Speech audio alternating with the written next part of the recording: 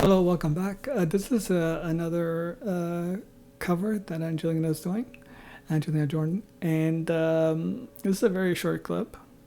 So yeah, it'll be interesting to hear. Moon River, wow. Okay, and yeah, so yeah, she has that look, that she's like, okay, I've got this with the Mona Lisa smile. So, all right, let's go.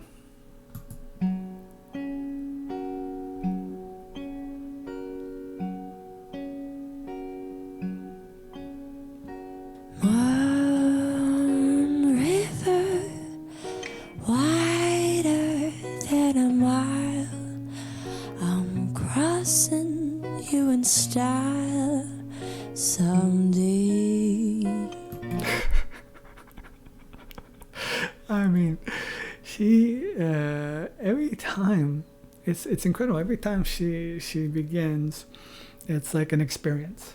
I never know what, and I think that, like I mentioned before, that's what I think always allows us allows us, or sort of like makes us come back, because to watch another video, and you go from one video to another, because it's like, okay, what is she going to start with? It's all like a book, and it's chapters, and each chapter, you sort of like when you finish the chapter, which is each song, you flip the page because you want to see how the next one starts, just to see. And then you're all of a sudden you realize you finished that chapter, and you take a glimpse on the next chapter, and it keeps going and going, because it's like you want to see where the story goes.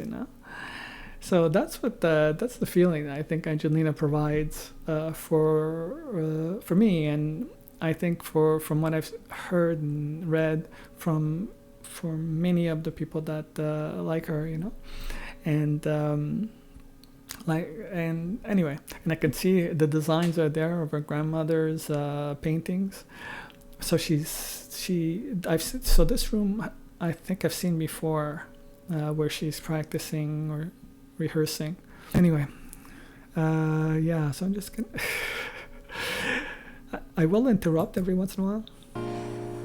Oh, dream maker, you heartbreaker, wherever you're going, I'm going your way. I do have to interrupt because I noticed that in a previous video that was less than about a minute long. It was a Queen, the Bohemian Rhapsody, and the one that she was rehearsing, and that one got copyrighted a few days later. I just have to be careful at times that I don't go too far with certain songs. The problem is I don't know which songs I have to be more careful and which songs I don't. Two drifters off to see the world. There's such a lot of world to see. It must be the mic, because the mic must be so sensitive, that mic that she uses, that it catches every intonation, every breath she takes. I think that's what it is. It's made perfect for the type of ballads that she sings, the texture of her voice, the breathiness. It just, and obviously it magnifies what she has. So even without the mic, that's what she sounds like. But the mic lets us know what she sounds like without her increasing the volume of the voice, because her voice is, in these particular circumstances, is very breathy, very shallow, in the sense of like she doesn't go high, and she stays in the shallow waters. But her texture is deep, and it's like that's where the sometimes the impossible aspect about her is. She's in the shallow waters, but at the same time she's in the depth of the ocean.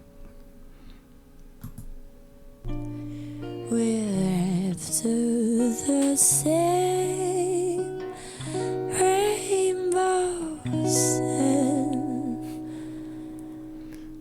waiting around the bed, my huckleberry friend. Moon River and me. Unbelievable. By it just yeah, and I've seen and reacted to Autumn Leaves, and that's like somebody else, you know. That's what I mean. It's like flipping a chapter. And imagine this: you're watching this, right? And you go, okay, here's another song, and you flip to this chapter, Autumn Leaves, and the next chapter, just because of curiosity, because you see it there. And that's part, I guess, of the YouTube strategy of the recommendations, right? When they pop up, so that you can continue watching. And yeah, and you go there, and all of a sudden it's like, who is this? Oh, it's like, it feels like a different person. So yeah, and one last thing, you know, I think the attraction of this particular artist is that although she's youthful, you know, she's a throwback in many ways. So it's just fascinating how I think that's why I think that this is why, when I think about it, what makes if the recording company why they signed her, I think in part, I would imagine, is because her audience is not at all the same as what most teenagers or most young adults would listen to or would be, you know. Her audience has, I think, generally speaking, even from my own the analytics that I have on YouTube, it's usually around my age or older, or a little bit maybe younger, within a generation or so. And because she sings these older songs, and she's very much of a lady crooner, you know, I think probably she would fit right into the male the male-dominated crooners, in the sense of like Frank Sinatra,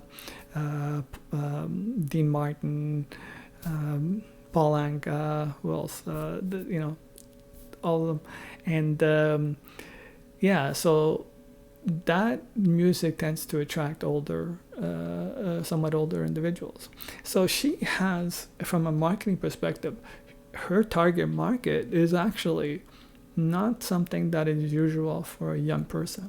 I mean, her target market is Michael Bublé's market. Sorry, I think I went off a little bit on a tangent there, but I'm just giving you my thoughts, and hopefully that's okay. Thank you. Have a great day.